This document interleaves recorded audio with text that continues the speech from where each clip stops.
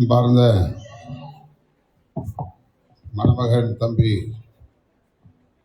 மோகன்ராஜ் அவர்களே,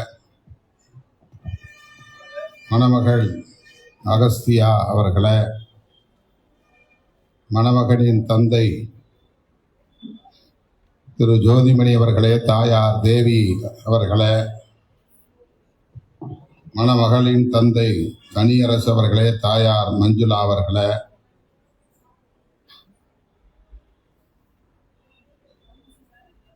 இதனை முன்னின்று நடத்தி சிறப்பித்துக் கொண்டிருக்கிற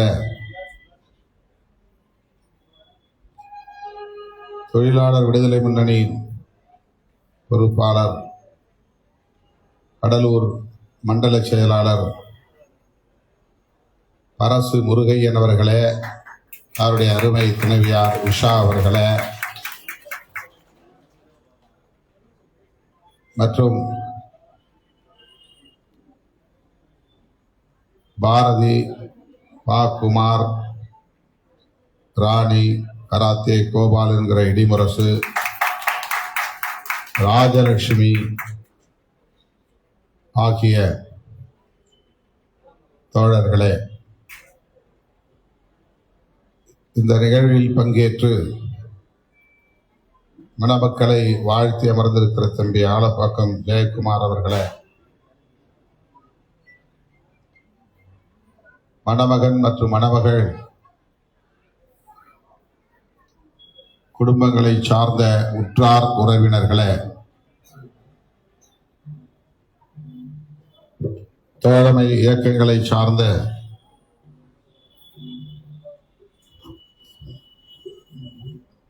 முன்னணி பொறுப்பாளர்களே, திரளாக கூடியிருக்கிற மணமக்களின்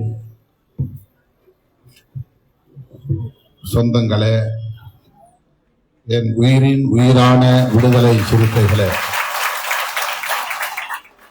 அனைவருக்கும் என்னுடைய அன்பு கலந்த வணக்கத்தை தெரிவித்துக் கொள்கிறேன். வழக்கம் போல சற்று காலம் தாழ்ந்து வர நேர்ந்தவைக்கு வருந்துகிறேன். அதிகாலையில் நான் எழுந்து இந்த திருமணத்திற்காக தயாராகி இருந்தாலும் வேளச்சேரிக்கு வந்து குவிந்த பார்வையாளர்களை தாண்டி இங்கே வந்து சேர இயலவில்லை. அவர்கள் அனைவரையும் சந்தித்து பேசி அனுப்பி வைத்துவிட்டு இங்கே வந்து சேர இவ்வளவு நேரம் எடுத்துக்கொண்டது. என்றாலும் அனைவரும் பொறுமை காத்து இந்த நிகழ்வை சிறப்பித்ததற்காக உங்களுக்கும் மணமக்களுக்கும் மணமக்களின் பெற்றோர் உள்ளிட்ட உற்றார் உறவினர்கள் யாவருக்கும் என்னுடைய நன்றியை முதலில் தெரிவித்துக் கொள்கிறேன். வழக்கமாக தோழர்கள் அவரவர் சொந்த கிராமத்திலே நிகழ்ச்சியை ஏற்பாடு செய்து கொண்டு அந்த தேதியில் கட்டாயம் நான் வர வேண்டும் என்று வற்புறுத்தி அதையொட்டி அந்த மாவட்டம் முழுக்க நிறைய நிகழ்ச்சிகளை ஏற்பாடு செய்து ஒரு நாள் முழுவதும் நான்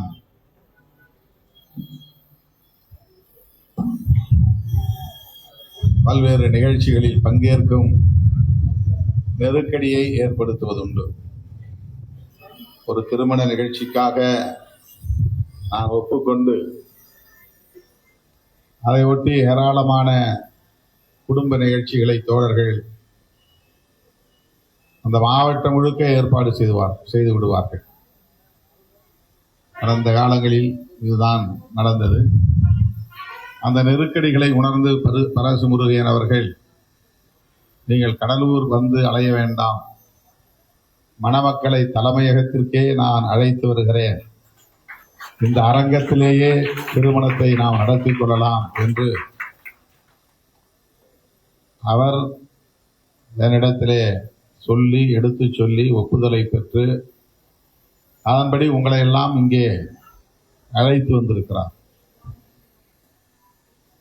வந்ததும் இவ்வளவு நேரமாகிவிட்டதே, காலை உணவு ஏற்பாடு செய்தீர்களா என்று கேட்டேன். காலை உணவை முடித்துக் கொண்டும் இப்போது மதிய உணவு தயாராகிவிட்டது, நீங்களும் எங்களோடு மதிய உணவு சாப்பிட வேண்டும் என்று சொன்னார். இது மிகுந்த மகிழ்ச்சி அளிக்கிறது. நிறைய பணிச்சுமைகள், சென்னையில் இருந்து நான் கவனிக்க வேண்டிய பணிகள் ஏராளம். இதனால் நீங்கள் அழைக்கும் இடம் தேடி வர இயலாத ஒரு சூழல் அவ்வப்போது நேர்ந்து விடுகிறது. ஒரு சிலர் பரசு முருகையனை போன்றவர்கள் அதை உணர்ந்து தலைவருக்கு நெருக்கடி தர வேண்டாம், அவர் இருக்கும் இடத்திற்கே நாம் செல்லுவோம் என்று அழைத்து வருவதுண்டு. இதே இடத்தில் இப்படி பல திருமணங்கள் நடந்திருக்கின்றன. அந்த வகையிலே இந்த மணமக்கள் மோகன்ராஜ் தமிழ்நாடு சிறைத்துறையில் பணியாற்றக்கூடியவர், அவரும் அகஸ்தியா அவர்களும் கட்சியின் தலைமையகத்தில் சென்னையில் அம்பேத்கர் பிடலில் கரம் கோர்த்திருக்கிறார்கள். தமது இல்லற வாழ்வை தொடங்கி இருக்கிறார்கள்.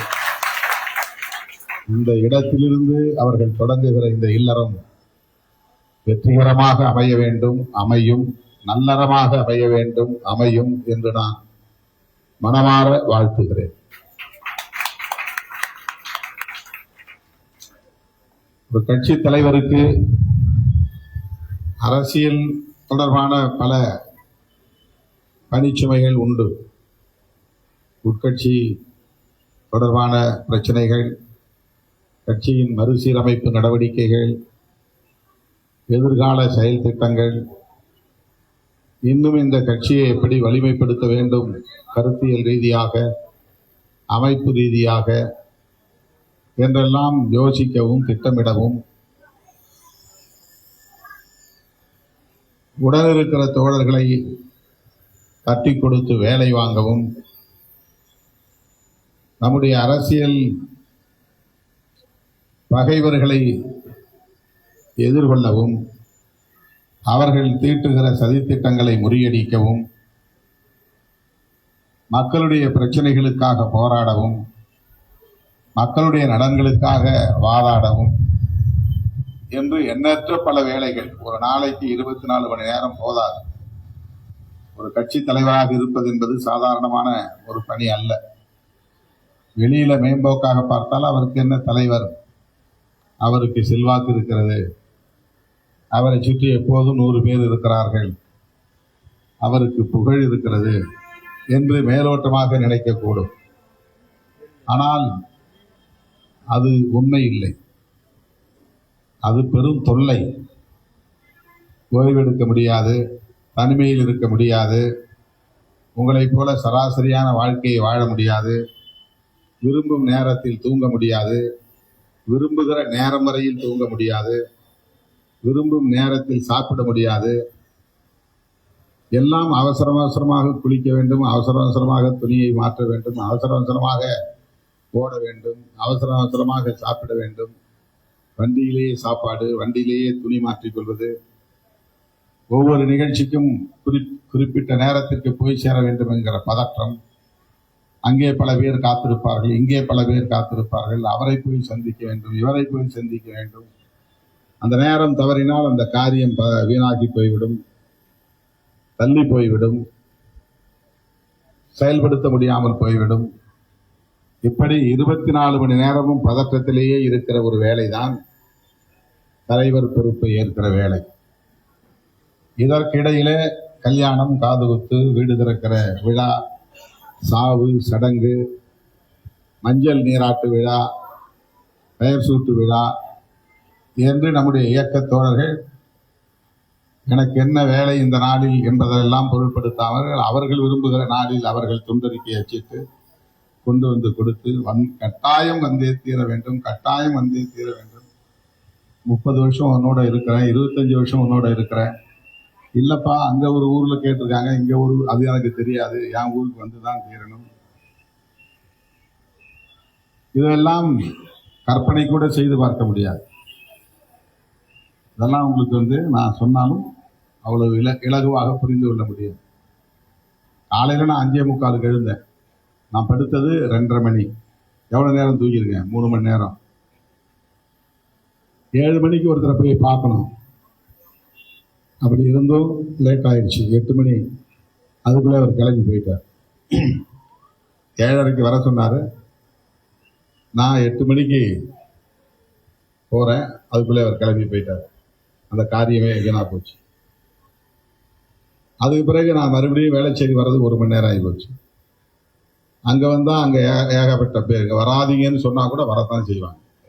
இது கட்சி ஆபீஸ். கட்சி ஆபீஸ்ல 200 பேர் உட்கார்ந்துருக்கலாம். அங்க போய் உட்காருங்கன்னா யாரும் கேட்க மாட்டாங்க. நான் எங்க இருக்கிறேனோ அங்கதான் வருவாங்க. இப்ப வேளச்சேரிக்கு அங்க வந்துட்டாங்க. அவங்கள பார்க்க முடியாது. நான் தாண்டி குதிக்க முடியாது. வண்டியில் ஏற முடியாது. அவங்கள கடந்துதான் வரணும். இப்போ அவங்கள எல்லாம் பார்த்துட்டு பேசிட்டு அவங்களோட நின்று அவங்க குறையெல்லாம் கேட்டுட்டு அவங்களுக்காக 4 பேர்கிட்ட ஃபோனில் பேசி செய்ய வேண்டிய வேலையை ஏற்பாடு செஞ்சு முடிச்சுட்டு இங்கே வந்து சேர இவ்வளவு நேரம் ஆகிவிட்டது. சாதாரண மக்கள் புரிந்து கொள்ள வேண்டும் என்பதற்காக இதை வெளிப்படையாக பேசுகிறேன். ஏன்னா நீங்க ரொம்ப முன்னாடியே எங்க காணும் முகூர்த்த நேரம் ஆச்சு, எங்க பொண்ணுக்கு ரெடி, மாப்பிள்ளை ரெடி, நடத்தி வைக்கிற ஆளை காணும், நீங்க டென்ஷன்ல இருப்பீங்க. ஆனா நான் அங்க என்ன டென்ஷன்ல இருந்தேன்னு உங்களுக்கு தெரியாது. இதுதான் பொது வாழ்க்கை. ஆகவே நீங்கள் பொறுத்தருள வேண்டும் என்று மீண்டும் ஒரு முறை கேட்டுக்கொண்டு, மணமக்கள் இருவரும் குழந்தை செல்வம் உள்ளிட்ட அனைத்து செல்வங்களையும் பெற்று வாழ்வாங்கு வாழ வேண்டும், நீடூழி வாழ வேண்டும் என்று நெஞ்சார வாழ்த்தி உங்கள் அனைவருக்கும் மீண்டும் ஒரு முறை நன்றி சொல்லி முடிக்கிறேன். நன்றி, வணக்கம்.